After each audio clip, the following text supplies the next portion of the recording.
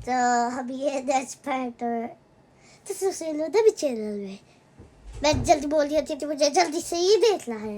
होने के कारण उसे समझ नहीं आ रहा था कि आखिर वो है कौन। कौन हो तुम? क्या चाहिए? मेरे पीछे पीछे क्यों आ रहे हो? रोशनी के इतना कहते ही वो साया बिजली की तेजी से उसके बिल्कुल करीब आ जाता है। रोशनी के चेहरे के पास पहुंचकर वो अपनी हुड्डी सर से हटाता है तो वो देखती है कि वहां पर किसी इंसान का सिर्फ धड़ खड़ा था। उसके शरीर पर से सर गायब था और गर्दन से लगातार खून बह रहा था। उसे देखकर रोशनी पूरी ताकत से चिल्लाने लगती है। तभी उसे अपने दूसरी ओर किसी के गर्म सांसों का अपने चेहरे पर टकराने का एहसास होता है। रोशनी चौंक कर पलट कर देखती है। दूसरी ओर हवा में एक खौफनाक सर लहरा रहा था। बिना धड़कन से हवा में तैरते हुए इतना भयानक लग रहा था कि उसे देखकर रोशनी का खून ही जम गया था। इससे पहले कि रोशनी कुछ भी समझ पाती, एक लंबा सा हाथ उसके सीने के आर पार हो जाता है। रोशनी की दिल दहला देने वाली चीख पूरे जंगल में गूंजती है और वो वहीं गिर पड़ती है। अगले ही पल पेड़ की लंबी जटाएं उसके पैरों में उलझती है और वो एक ऊंचे पेड़ पर उल्टी लटक जाती है। रोशनी की चीख इतनी खौफनाक थी कि लगभग सभी उस चीख को सुनकर अपने अपने टेंट से बाहर आ गए थे। ये किसके चीखने की आवाज थी? कुछ तो बहुत खतरनाक हुआ है अभी अभी। सब अपने आसपास देखो, सब लोग सही सलामत है ना? हम में से कोई मिसिंग तो नहीं है? सर, रोशनी नहीं है। सब लोग टॉर्च लेकर ग्रुप में अलग अलग दिशाओं में जाओ। हम जल्दी ही रोशनी को ढूंढ लेंगे, कुछ नहीं होने देंगे उसे। तीन तीन लोगों के ग्रुप में सभी रोशनी को ढूंढने निकल पड़ते हैं। अचानक ही एक पेड़ पर से कुछ टपकता हुआ विक्की के ऊपर गिरता है। विक्की टॉर्च से पेड़ के ऊपर देखता है तो उसकी चीख निकल जाती है। रोशनी पेड़ की शाखा से उल्टी लटकी हुई थी और उसके शरीर से खून ऊपर से टपक कर नीचे गिर रहा था। रोशनी की मौत से पूरी टीम गहरे सदमे में थी। अब तो कोई भी अपने टेंट में वापस जाने को तैयार ही नहीं था।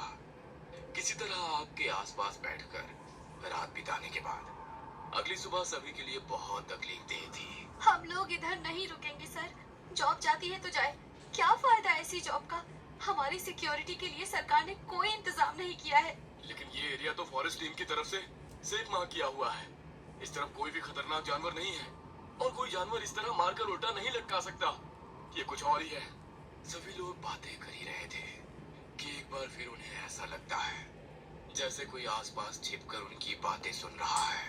ए, कौन है उधर? बॉस के इतना कहते ही कोई वहां से निकलकर भागने लगता है, जिसे विक्की और अविनाश दौड़कर पकड़ लेते हैं। कौन है तू? यहाँ क्या कर रहा था? तो तूने ही रोशनी को मारा? ये तो कोई आदिवासी लग रहा है। बोलो, यहाँ क्या कर रहे थे? यह जंगल घर था हमारा, लेकिन हमें उसे छोड़ना पड़ा।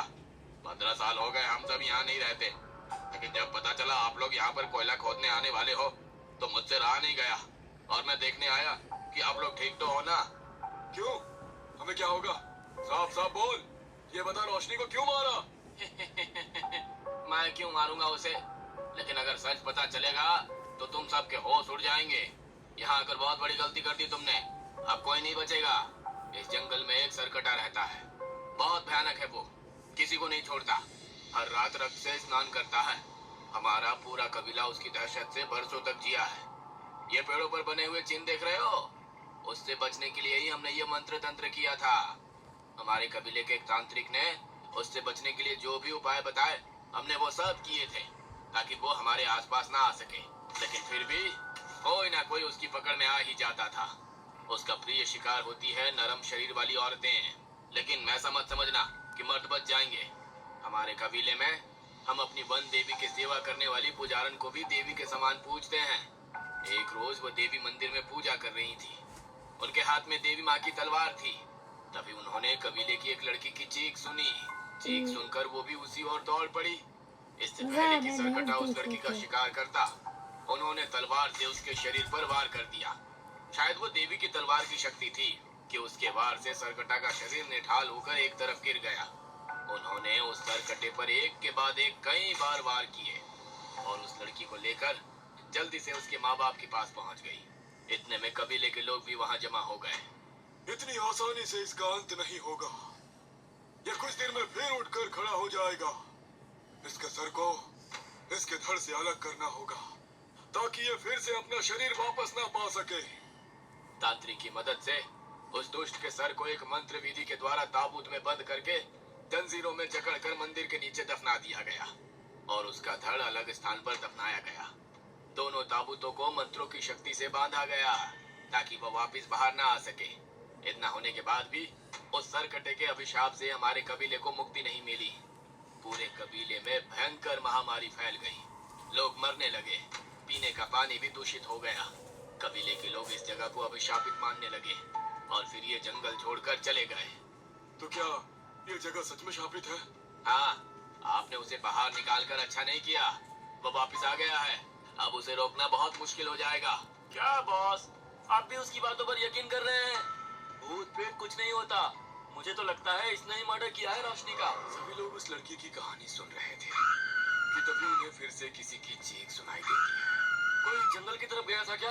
हाँ सर, वो शैली मैडम को बाथरूम जाना था तो वो थोड़ा सुनसान जंगल की तरफ गई है। शिट, जल्दी चलो। ये लड़का सच बोल रहा है। शैली की जान को खतरा है। आप कुछ नहीं कर पाएंगे साहब। वो ले गया होगा मैडम को। उनको छोड़ो, अपनी जान बचाकर निकल जाओ यहाँ से। ठीक है, मैं हेडक्वार्टर कॉल कर देता हूँ। चलो सब लोग बस में बैठो। बॉस अपना फोन बार बार ट्राई करते हैं लेकिन उनका फोन नेटवर्क एरिया में ही नहीं था। सभी अपने फोन चेक करते हैं लेकिन किसी का फोन काम नहीं कर रहा था। छोड़ो फोन को, सब लोग बस की तरफ चलो। वे सभी लपक कर बस की ओर जाते हैं और ड्राइवर बस स्टार्ट करता है। बस धीरे धीरे आगे बढ़ रही थी। तभी बस के शीशे के बाहर विक्की को हवा में तैरता हुआ वही खौफनाक सर दिखाई देता है और देखते ही देखते एक लंबा सा हाथ आकर विक्की को जल्दी बस से बाहर खींच लेता है और जमीन में ले जाकर पटक देता है, जिससे विक्की के सर से खून का फुवारा छूट पड़ता है और उसी पर उसकी मौत हो जाती है। ड्राइवर, बस को पूरी स्पीड में भगाओ। कोई भी सामने आए रुकना नहीं। ड्राइवर बस को स्टार्ट करने की बहुत कोशिश करता है लेकिन बस आगे बढ़ने का नाम ही नहीं ले रही थी। सर, पता नहीं क्या हो रहा है, बस स्टार्ट ही नहीं हो रही। हम सब मारे जाएंगे, कोई नहीं बचेगा। आप लोग यहाँ रुककर अपनी मौत का इंतजार करते रहो। मैं जा रही हूँ। रूबी बस से उतरकर भागने लगती है। रूबी को रोकने के लिए दो लोग उसके पीछे भागते हैं। अचानक ही एक बड़े से पत्थर से टकराकर वो दोनों गिर पड़ते हैं और रूबी दौड़ते हुए आगे निकल जाती है। क्यों मेरे पीछे आ रहे हो? जाओ तुम लोग, मैं अब तुम्हारे साथ नहीं आऊंगी। किसी गांव में जाकर मदद मांग लूंगी। मुझे जिंदा रहना है। इतना कहकर रूबी पलटकर देखती है तो उसकी चीख निकल जाती है। उसके ठीक पीछे सरकटा खड़ा हुआ था। सरकटा का लंबा सा हाथ आकर उसकी गर्दन में रस्सी की तरह लिपट जाता है और रूबी वहीं दम तोड़ देती है। रूबी की लाश 62 minutes रूबी more. की लाश पेड़ से उल्टी लटकी थी जो रूबी के पीछे भागे थे। रूबी की चीख सुनकर बचे हुए लोगों में भी भगदड़ मच जाती है और अपनी जान बचाने को वो जंगल में इधर उधर दौड़ पड़ते हैं।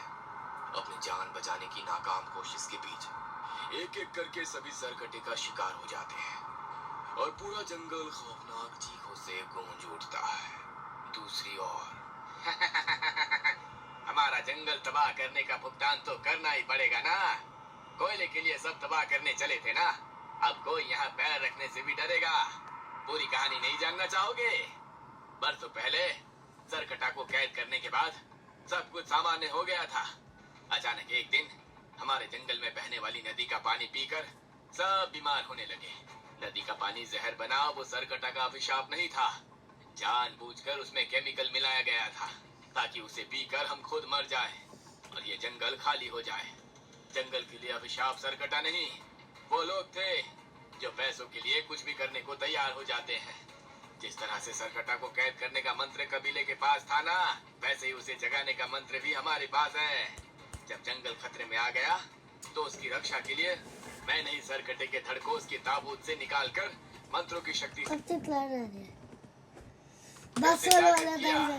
सरकटा अब इसी जंगल में भटकेगा अपने अगले शिकार के इंतजार में। जो जंगल का शिकार करने आएगा खुद उसका शिकार बन जाएगा।